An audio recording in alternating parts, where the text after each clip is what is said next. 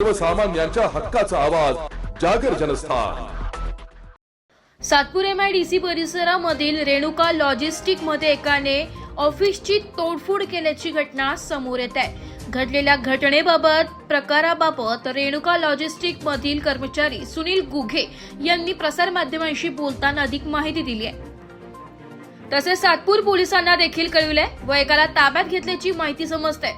Renuka logistic येथील staff व कर्मचारी तक्रार देण्यासाठी सातपूर पोलीस स्टेशन येथे गेले। व्यवसायाच्या अंतर्गत वादातून ऑफिसची तोडफोड केल्याचा आरोप गुघे यांनी केलाय।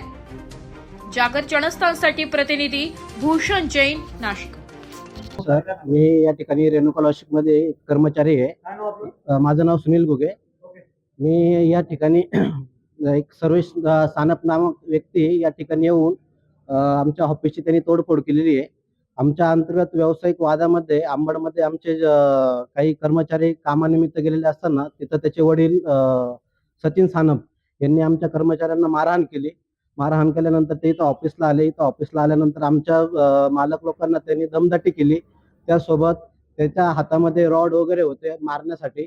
ते मारत असताना आमच्या कर्मचाऱ्यांनी बचावासाठी हे केलं, त्याला बाजूला केलं। बाजूला केल्यानंतर सर्वेश सानप नामक व्यक्ती नंतर परत आम्ही ज्यावेळेस पोलीस स्टेशनला जबाब देण्यासाठी गेलो, तक्रार देण्यासाठी, त्याच्यानंतर त्यांचा मुलगा सर्वेश सानप इथं या ठिकाणी आला व इथं तुम्ही बघू शकता का पूर्ण ऑफिसची त्यांनी तोडफोड केलेली आहे।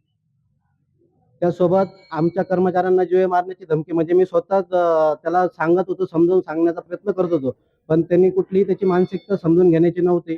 आम्ही त्याला सांगितलं की आम्ही तुला CCTV फुटेज वगैरे सर्व काही दाखवायला तयार आहे, तू शांत घे, पण त्यांनी आमचं कुठल्याही प्रकारचं ऐकलं नाही। हातात त्याच्या दोन्ही हातोड्या वगैरे होत्या।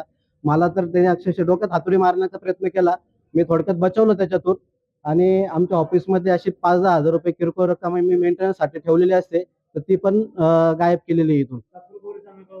सातपूर पोलीस स्टेशनचे काही पोलीस अधिकारी या ठिकाणी आले होते आणि त्या सर्व सानपला ते तिकडे गेलेले।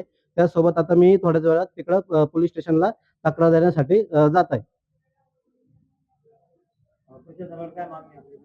प्रशासनाला आमची एकच विनंती आहे की आज आम्ही छोट्या व्यवसायापासून सुरुवात केलेली असताना प्रतिस्पर्धी हे असतातच, पण मी प्रतिस्पर्ध्यांना पण हेच सांगू शकतो की व्यवसाय हा आपल्या व्यवसायाच्या ठिकाणी असतो।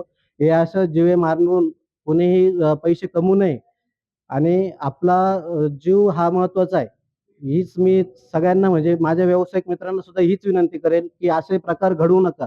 व्यवसायामध्ये चढ उतार हे चालू असतात, पण हे अतिशय घृणास्पद हे केलेलं आहे। आणि पोलीस अधिकाऱ्यांना माझी विनंती आहे की त्यांनी कठोरात कठोर कारवाई या सचिन सानप नामक व्यक्ती आणि त्यांचा मुलगा सर्वेश सानप यांच्यावरती कठोर कारवाई करावी।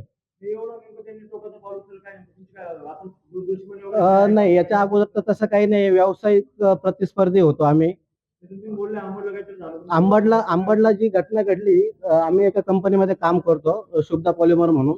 तर त्या ठिकाणी आमचे काही कर्मचारी LR कॉपीज वगैरे क्लिअर करण्यासाठी गेले होते आणि सचिन सानप आणि त्याच्याबरोबरचे काही ते 2-3 साथीदार हे ऑलरेडी तिथं आमच्या कर्मचाऱ्यांची वाटच बघत होते।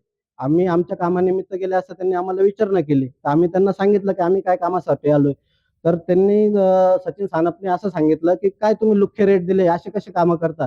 आणि तिथंच दगड वगैरे जे काय होते ते आमच्या राहुल कुटे आणि अनिल जाधव म्हणून एक आमचा ड्रायव्हर आहे, त्याच्यावरती त्यांनी प्राणघातक हल्ला केला।